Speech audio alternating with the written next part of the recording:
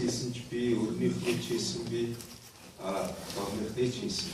Маш олон фонт.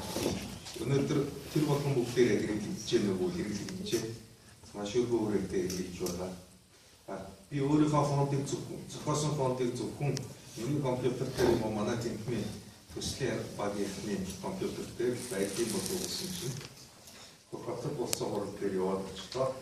Тэгэхэд бол Улаанбаатараас гарахыг авар дорой би төслийн хамтанд танилцуулаад ямар асуудлыг шийдсэн электриктэй яаж оруулах вэ хэлцээ. Маргааш нь богцолчод фонтын тухай юмад хэлж гээд байж байгаа. Бидний хамгийн сүүлийн өдрийн фонтыг тэмдэрчсэн байна. Тэгээ фонт гэж нэг юм сонголттой юм байна тийм. Зөвхөн өөрийн гараас гараал тэгээд цаашгаа ингээд хараад энэ хамаахан дараа явчих. Тэгээд фонт зохиож байгаа хүн гэдэг хүн бол фонтын дээр сууж ажиллаж байгаа тэр хүний хүч хөдөлмөр юу бол ерөөсөө ямар ч үнцэнгүй ингээд тусдаг. Одоо юу гэдэг сувар шилдэг юм шиг. Тэр бол бүр одоо хамт ажиллаж байгаа баг хамтны хүрээнд тийм байна. Өнөөдөр фонд худалдаж авдаг Монгол хүн гэвэл байхгүй. Фондыг худалдаж авдаг юм авах ёстой гэх юм бол тав бүгдээр үл үүдтэй авах ёстой. Тийм байна. Одоо компьютертай Монгол хэлний фонттой хүн гэж байна уу? Байна. Та худалдаж авсан уу? Ямар фонд бэ? Сувгийн фонд байна. Одоо дараа нь зохиосон фонд хүн үү? Үгүй. Тэрийг ерөөсөө хэлж байгаа байхгүй байна. За энэ нэг юм байна. Сая ийм яг хэрэглээд яриад байгаа хэрэглээний шинжилгээ гэж байхад өнөөдрийн цаг үеийн мэдээллийн иргэний одоо гол хэрэглүүрүүд цахим бүтээгдэхүүнүүд хэд хэдэн хэлбэртэй. За хамгийн амархан ойлгомжтой жишээ одоо манай үндэсний түүхийн архив байна шүү дээ. Архив бол цаасан хэлбэртэй байна. Түүнийг фон систем гэж үздэг гэж таалагдж байна. Тэгээд өнөө цагийн архив бас тийм хэлбэртэй болж байна. Түүнийг нь яаж хийх вэ гэхээр хэд хэдэн шалтгаан юм. Хамгийн анхны арга бол гэр зугийн одоо манайхан бол амжилттай сканер гэж байна да.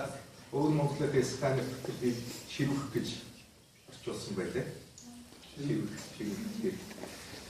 За манай үндэсний номын сан үндэсний архивууд бол маш өндөр хүчин чадалтай тийм зургийн хөлбөртэй бол тийм ширүүх хөрөмж маш олон хэлбэрээр бий авчирсан байлээ.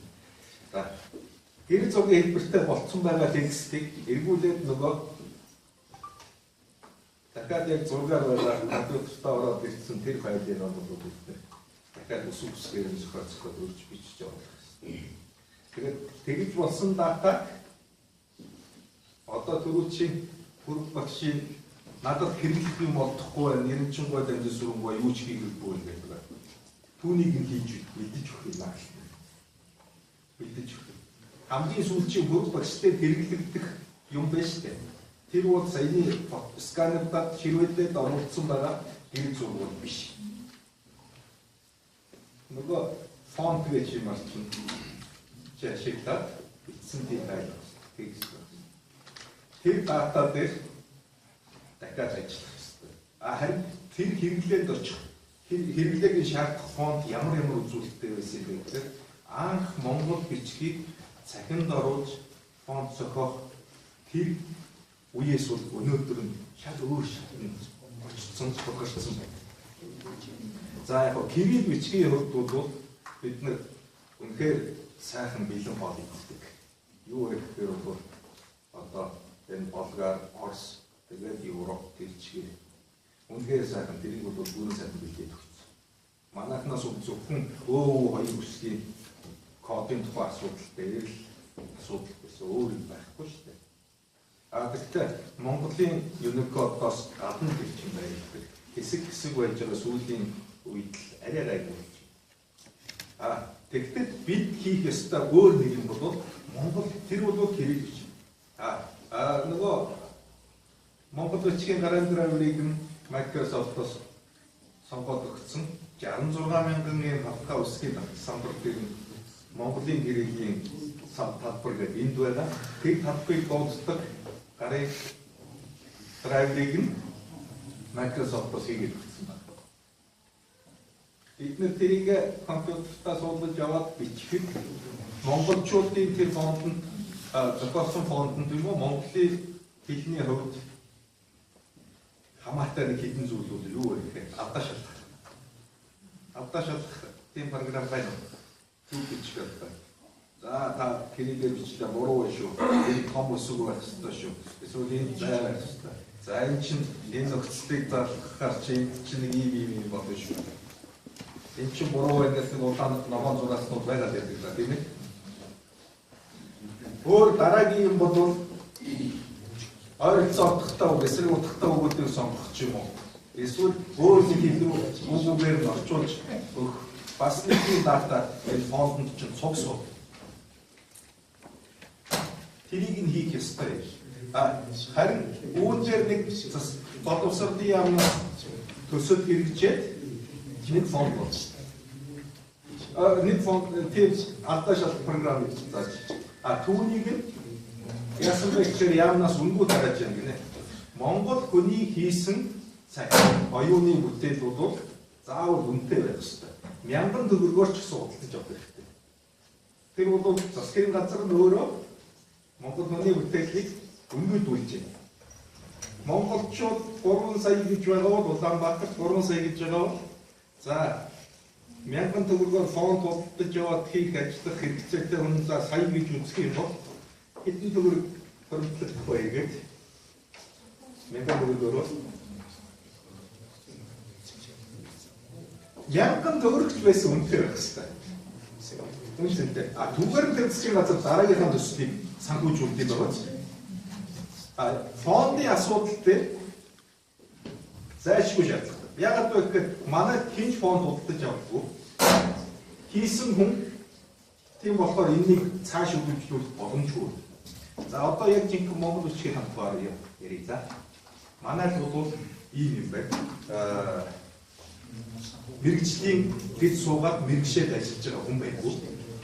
Тэгтэл өөрөөр дахин бол хамаагүй үүнийг хариуцсан бүр ихтэй зургууд байдаг. Ялангуяа типограф гэдэг хичээлийг заадаг. Энэ талаар мэргэжсэн тусгай сургууль байна. Английн reading гэж их сургууль байна. Тэр бол яг типографийн чиглэлтэй. Тэр сургууль бол түүнийг тойрсон типографийн нийгэмлэг байгаа. Ихийг нийтийг хамарч чадчихдаг. Тэнд яаж вэ гэхээр 2011 онд за бид нар өнөөдөр бол Роман Усгийн асуудлыг бүрэн шийдсэн. Одоо Роман биш Усгийн асуудал руу орж ирлээ. За Монгол бичиг рүү санаад ихэнх нь бол араб ус гэдгээр яваад орсон л доо. Гэхдээ бүрэн шийдсэн гэдэг нь юу юм бэ гэхээр бүх төрлийн олон төрлийн ширхгүүдийг бүгдээр нь ийм тэрээс нөгөө олон хил рүү хөрвөх илүү нөгөө янгах тэмдэг ч юм уу тэр болгоныг нь ихний хэлбэртэй өсгөх ч юм уу бүх он цагийн түүхэн цагийн өсгийн хигүүдийг бүгдээр нь тусгасан агуулсан тийм фондуудаа зохиогоод өөр одоо зөвхөн зүгээр хэлбэр зүйлсийг шийдэхээс биш цаад алгоритмын талаас нь өсгийн бүрэлдэхүүний талаас нь ч юм уу түүнийг нь гаргах үзүүл асуудал байхгүй болчлоо гэдэг. Харин хоёр хүн Монгол бичгийг сонгож ирсэн. Тэр хоёр хүн хэлбэр нэг Япон залуу байна. Нэг Норвег профессор байна. Тэр хоёулаа хоёр янзын үсгийн фондыг зохиосон. Гэвч манайд нэг юм асуудал байдیں۔ Юу вэ гэхээр Unicode гэж та нар мэдчихэж байгаа тийм ээ? Unicode гэж юу вэ? Unicode гэж юу вэ? За, Unicode гэж байгаа тэр дэлхийн өнөөдөр байгаа түүхэнд хуучин байсан бүх үсгийн системүүдийг бүгдээрийг нийлүүлээд багтаасан үсгийн сан байна. Тэр үсгийн саннууд бол талбар нь 66,000 нүдтэй. Монгол бичигт бол нэг 2,000 гаруй нүд нь орж байгаа. Хамаарч байгаа.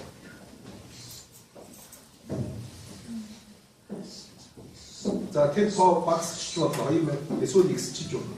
Яагаад вэ гэхээр бидний үсгээ яаж шийдэх, бичгээ яаж шийдэх вэ гэдгээс хамаарна. Хамгийн ихлээр Египтийн бол бас тэгээд түүхэнд гарсан бус бичгүүдийг цуваа цагийн байдлаар дагуулад ингэж өрөө тавьсан тийм шүү. Тэгээд анх Unicode зохиож байсан, боловсруулж байсан тэр баг бүрэлдэхүүнийг хилэлцэж байсан асуудал бол одоо тэр чигээрээ түүх болоод өнгөрсөн.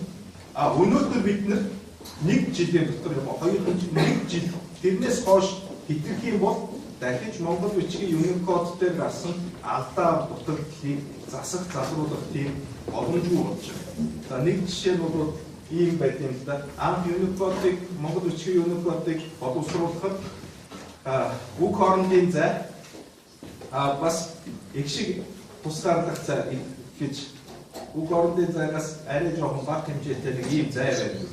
Тэр нь бол юу гэхээр нөгөө аагийн заслаг экслэг тэгээд нөгөө диалогын нөхцлүүдийн бодлын зай. Үүнийг шийдв. Ийм гурван зай бодлож өгсөн. Тэр нөгөө үг хоорондын зайгаас бус нөгөө зайнууд бол юу байсан бэ гэсэн яг үндсэндээ бол алгоритмыг боловсруулаад яг хэрэглэж энэ бол зай байх учиргүй юм байна. Энэ зай биш үү? Энэ алдаагаа бид засмаар байна гэдэг эргүүлээд нөгөө Unicode улсын байгууллага руугаа хандхад уучлаарай. Танаа энэ бичигт байгаа энэ асуудлыг өөр үндэсний өөр бичиг аваад хэрэглээд тэр чигээрээ ингээд тогтцсон болохоор дахиж энэний тухай гэж хэлцэхгүй. За хамгийн анхны юу бол дотоод ингэж хэлсэн.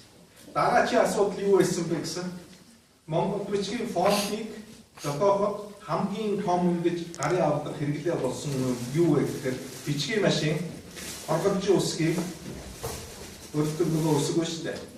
Тэрний бүтэц тэр түүнийг зохиосон арга зүй тэр маань бол манай компьютерийн фонт зохиох гол гарын авдаг болсон юм. Гол гарын авдаг тэрэн дээр ажилласан. За анх бол одоо манай усанчуу багш цахим бичвэр тэгээд Macintosh компьютерт зохиосон энэ үсэг бол араб үсгийн арга гэсэн дээр одоо баруунаас зүүн тишг ингэж мөрөдөд бичсэн шүү дээ. Хөндлөө. Яг энэ маягаар бичгээ хуучин бичгийн машин ч гэсэн яг адилхан ингэж үсгээд байдаг гэсэн. Энэ маягаар нь араб үсгийн тэр гар дээр үсгнүүдээ өрж байгаа дэвлүүдээд хойноос урагш байгаа ингээд тэгээд дараа нь эргүүлж тавьлаа. Тийм боломжтой байгаа зохиосон. Түүндээ бол хоргоджин барын үсгийн маягийг сонгож авч ирсэн. Үсгүүд нь холбох тэр зарчмын. Тэгэхээр энэ бол зөвхөн нэг төрлийн үсгийн хэлбэртэй болдог байхгүй. Арианга гэрийн бичлэгтэй яг тэр маягаар нь ингээд хийхээр үсэг хоорондын зайнууд нь болохгүй байна. Тэгэнгүүт түүнийг засдаг лигатур гэдэг нэг хэсэг юм. Лигатур. Тэр нь бол нийлбэл үсгүүд. Энэ нийлбэл үсгүүдийн асуудлыг үсгийн тэр болгон дээр өөр болчих гээд болчихгүй. Unicode анх хэлцэж байсан хүмүүс маань за нөгөө хоргоджин барын хэв дээр ингээ суурлаад за энэгээр ингээ болчихно. Энэ бол өнөөдөр бидний шийдэх асуудал биш. Хожим нөгөө хэвлэлийн шийдэх ёстой зүйлгээд өгсөн байдаг байхгүй. Өөр Монголын маань болохоор тэмэгтийн зохиосон үсгний маягаар тэгээд үсгийн тэгүүд ч өөр шүү дээ. Үсгийн тэгүүд нь өөр. Яадаг вэ гэхээр хандсны маягаар дөрвөлжин нүдэнд төвөөсөө дөрвөн тийшээгээ тэнцүү ингэж хуваарлсан маягтай тийм үсгийн тэг баримталдаг байхгүй юу? Тэр маягаараа ингээ хийхэд бол тэмэгтийн тэр зохиосон үсгийн үүрэн дотор эвлүүлээд тэр фонтыг залгуулаад холбоод зохиолоод явах боломжтой. Боломжтой. Өнөөдөр бол амжилттай хийж байна. Тэгтэл нэг юм байна. Юу гэхээр бид нар ингээд үсгийн үгийг бол одоо юу гэдэг кириллээр бол та нар үсгэж уншихгүй. Одоо өнөөдөр бол роман үсгээр ч гэсэн үсгэж унших шаардлагагүй. байгаа багтаа. Юу гэдэг вэ гэхээр үсгийн баг үсэг байтугай мөрөөр нь өгүүлбэрээр нь та нар баг уншиж байгаа. Баг тэр графикийг нь үсгийг нь барьж байгаа шууд уншиж байгаа та нарын. Хэлбэл одоо юу гэдэг нь гэхээр түүнийг логограм гэдэг багтаа. Coca-Cola-гийн лого шүү дээ. Үүнийг та нар хараад бол үсгэж уншдаггүй шүү дээ. Тэгэхээр үсгийг хараад Coca-Cola гэж шууд энэ бүтэн үгээр нь утгаар нь тэр бизнесээр энэ рүү чинь сигнал өгч байгаа үстэй. Тэр шиг та нар кириллээр латинаар уншихад бол тэр үгийг үсгэлэхгүйгээр үсээр нь барьж байгаа шууд илэрч байгаа. Та нарын уншиж байгаа гэж байгаа энэ чадвар гэдэг чинь бол үсгээр биш логограмаар уншиж байгаа юм. Тэр логограм гэдэг нь бол өөрийн гэсэн юм антонтой хэлбэртэй. Тэгэхээр та энэ дахиж тэгж дадлагдчаад үсгээс анх баг сургууль үсэг сурж яснаас чинь өөр өндөр түвшинд очсон байна. Тэр логограм чинь Монгол бичгийн компьютер орсон үсэг рүүгээ ингээд өрөө тавихаар антом нь өөр болж очиж байгаа. Яа юу өөр болох вэ гэхээр одоо ил үсгийн ивэр ийм үсгийн хэцэг ба штэ. Ацгаасаа уртл болж таарандаа тийм ээ. Дараагийн үсэг авах. Тэхийн бодвол тэр өөр Монгол ихтэй бол нөгөөдгийг ингээд багсгаад ийм логограм боломжгүйгээр өөр антон тэнд уншигдэж эхэлж байна. За цаг баг болсон болохоор нэг юм хэлээ да. 11 онд Монгол бичгийг Канадад болсон олон улсын типографийн симпозиум дээр бол устсан бичгийн тоонд оруулаад тэр жил устсан 10 бичиг зөрүүлээд урсгалын хөшөө модон самбар тэр хурд болсон газар байсан. Шалтгаан нь юу гэхээр Монгол бичгээр бол цахим дата үүсэхгүй байна. Цахим дата хамгийн гол хаана интернетийн орчинд үүсэхгүй байна гэж үзэж байгаа. Харагдахгүй. Тийм болохоор энэ шалгуураар Монгол бичиг устсан бичгээр тоонд орсон. Яагаад болох боломжгүй байна вэ гэхээр нөгөө веб браузерууд биш лээ. Веб хуудсуудыг нэг дэлгэж үзүүлж байгаа цонхнууд бид нар бол Google Chrome ч юм уу, Firefox ч юм уу, Internet Explorer ч юм уу үүнийг бол хийсэн.